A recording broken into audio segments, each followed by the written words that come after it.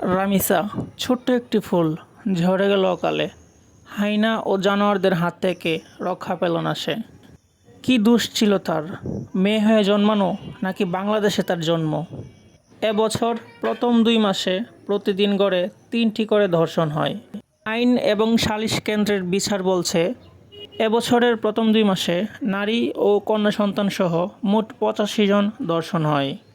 কি মনে হয় 85 জনেই সীমাবদ্ধ? না, সারা বাংলাদেশে এরকম আরও হাজারো, কারো বোন কারো সন্তান রয়েছে। কয়টা ঘটনাই সামনে আসে বা কয়টা ঘটনারই বিচার হয়?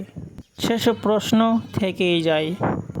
এভাবে আর কত ধর্ষণ, কত জীবন দিলে ওই মানুষরূপী হায়নারা থামবে? রামিসা ধর্ষণ ও হত্যা মামলার আসামি সুহেল ও স্বপ্নাকে মৃত্যুদণ্ড দিয়েছে আদালত। আলহামদুলিল্লাহ। সরকারের কাছে একটিই কথা, এভাবেই যেন সব রামিসাদের বিচারই হয়।